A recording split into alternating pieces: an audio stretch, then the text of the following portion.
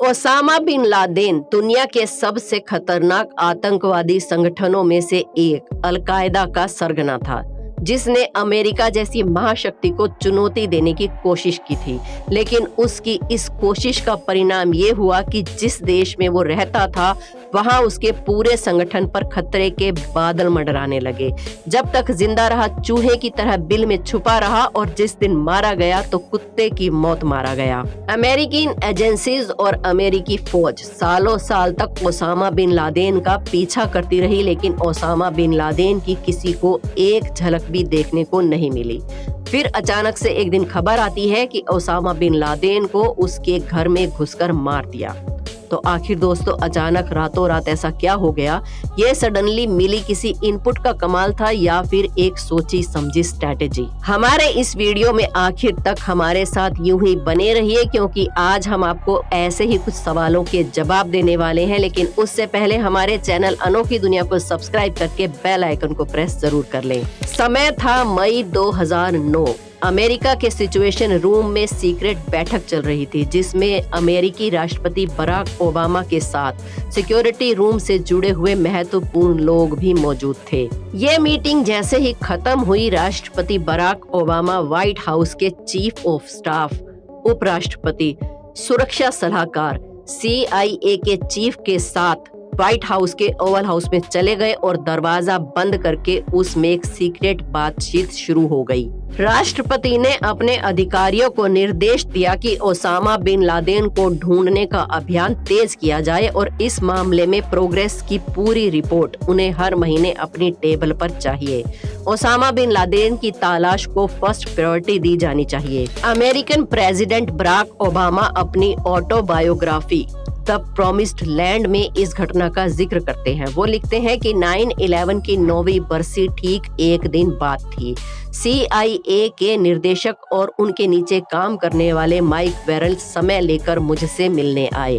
उन्होंने मुझसे कहा कि मिस्टर प्रेसिडेंट, अभी हमें ओसामा बिन लादेन के बारे में बहुत ही शुरुआती जानकारी मिली है। हमें अल-कायदा के एक मैसेंजर के बारे में इंफॉर्मेशन मिली है जिसका नाम अबू अहमद अल कुवैती है। हमारे डिटेक्टिव्स का कहना है कि इस आदमी के ओसामा बिन लादेन से क्लोज रिलेशनशिप है। हमारे डिटेक्टिव ने उस पर नजर रखी, उसके फोन पर भी हमारे जासूसों ने बराबर नजर रखी और हमें पाकिस्तान की राजधानी इस्लामाबाद से 35 किलोमीटर दूर एबटाबाद के बाहरी इलाकों में लेकर गए। लगभग 2 महीने बाद 14 दिसंबर 2009 को लियोन और माइक की जोड़ी फिर एक बार से बराक ओबामा से मिलने पहुंची।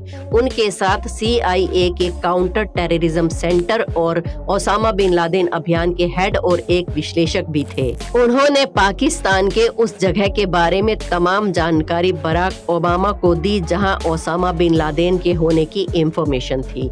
CIA के पूर्व निर्देशक लियोन पेनेटे ने अपनी बायोग्राफी में लिखा है कि एबटाबाद के बाहरी इलाकों में जिस घर पर हम लोग निगरानी रखे हुए थे वो घर आसपास के प्लॉट से कई गुना बड़ा था। अपने बगल वाले प्लॉट से 8 गुना बड़ा था और उसके मालिक इब्राहिम थे। लेकिन उनकी माली हालत ऐसी नहीं थी कि वो करोड़ों की प्रॉपर्टी के मालिक बन सकते। इसके अलावा एक बात और थी कि इस प्रॉपर्टी के मालिक होते हुए भी वो अहाते में रहते थे, जबकि उन्हें घर के मेन हिस्से में रहना चाहिए था। यानी कि एक मकान 3 मंजिला था, सबसे ऊपर वाली मंजिल पर बालकनी थी और बालकनी को भी दीवार से कवर कर दिया गया था। इस बात पर भी सवाल उठता है कि आखिर बालकनी को दीवार से क्यों कवर किया गया। ये भी देखा गया कि कोई आदमी कभी कभी नीचे उतरकर अहाते में तेज कदमों से चला करता था। हमारे डिटेक्टिव्स ने उसका नाम द बेसर रखा हुआ था। उसके अलावा घर का कूड़ा, जो कि कूड़ा उठाने वाली गाड़ी को दिया जाना चाहिए था, उसे ना देकर घर के लोग उस कूड़े को अहाते के भीतर ही जला दिया करते थे। डिटेक्टिव का मानना था कि द बेसर ही ओसामा बिन लादेन हो सकता है। अपनी बायोग्राफी में ओबामा आगे लिखते हैं कि इस इंफॉर्मेशन के बाद हमारे पास 2 ऑप्शंस थे। एक तो ये कि हम एयर अटैक के जरिए उस पूरी प्रॉपर्टी को डिस्ट्रॉय कर दें, फिर पूरी दुनिया से ये कह देंगे कि ओसामा बिन लादेन मारा गया, लेकिन इस हमले में हमारा कोई हाथ नहीं है।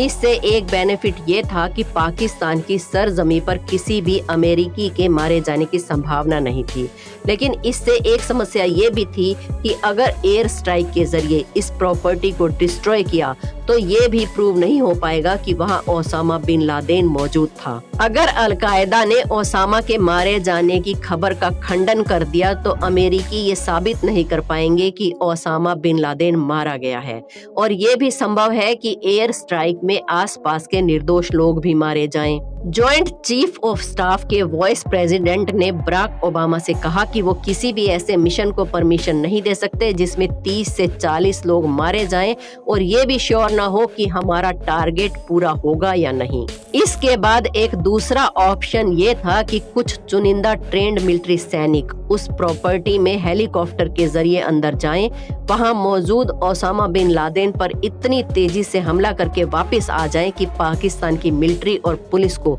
जवाब देने का टाइम ही ना मिले। इसके बाद सेकंड ऑप्शन पर काम किया जाने लगा। सैटेलाइट फोटोग्राफ्स के जरिए एबटाबाद की उस प्रॉपर्टी का 3 डायमेंशनल फिगर तैयार किया गया। जब इस अटैक की पूरी प्लानिंग हो गई तो वाइस एडमायरल ने इस अटैक के बारे में मिस्टर प्रेसिडेंट को पूरी जानकारी दी। प्लानिंग के अकॉर्डिंग अफगानिस्तान के जलालाबाद से 1 या 2 हेलीकॉप्टर में अमेरिकन नेवी सील्स के सैनिक पाकिस्तान की एयर स्पेस में एंटर करेंगे। इसके बाद 29 मार्च को एक बैठक बुलाई गई जहां मिस्टर प्रेसिडेंट बराक ओबामा ने ये सवाल पूछा कि अगर हमारे सैनिकों का पाकिस्तान के फौजियों या पुलिस के साथ आमना सामना होता है तो इस सिचुएशन में हम क्या करेंगे।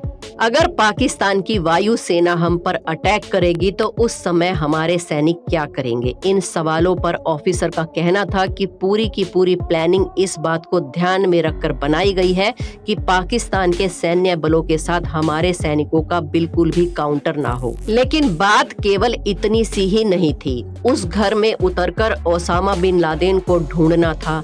ऐसी सिचुएशन में अगर सैनिकों को उसे ढूंढने में समय लग जाए, ओसामा बिन लादेन किसी बंकर में चला जाए और पाकिस्तान के सैन्य बलों से हमारे सैनिकों के साथ फाइट शुरू हो जाए, तो हम अपने सैनिकों को किस तरह से वहां से निकालेंगे। इस पर ऑफिसर का कहना था कि ऐसी सिचुएशन में हमारे नेवी सील्स के सैनिक उस प्रॉपर्टी में किसी और को घुसने नहीं देंगे और हमारे पॉलिटिकल लीडर्स पाकिस्तान की सरकार से अपने सैनिकों की सुरक्षित वापसी के लिए बात करेंगे। ओबामा के नजदीकी और भरोसेमंद लोगों ने प्लानिंग को सपोर्ट किया। हालांकि इस प्लानिंग को लेकर हिलेरी क्लिंटन की अपनी ही चिंताएं थी।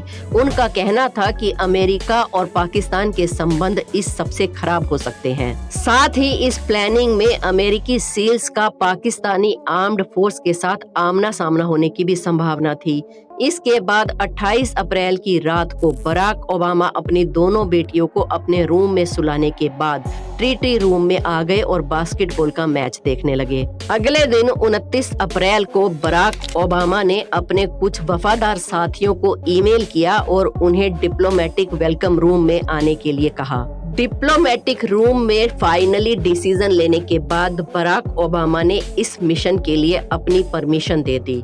2 मई 2011 अमेरिका में सुबह हो रही थी और पाकिस्तान में रात गहरी होती जा रही थी। उस दिन बराक ओबामा व्हाइट हाउस में बहुत बेचैन थे। फिर वो अपने कुछ डॉक्यूमेंट्स चेक करने लगे और फिर अपने साथियों के साथ स्पेड खेलने चले गए, लेकिन वो किसी भी काम में कंसंट्रेट नहीं कर पा रहे थे। घड़ी में 2 बजने के साथ ही अफगानिस्तान के जलालाबाद के हवाई अड्डे से 2 Black Hawk helicopter army navy SEALs को लेकर पाकिस्तान के एबटाबाद की तरफ उड़ चले।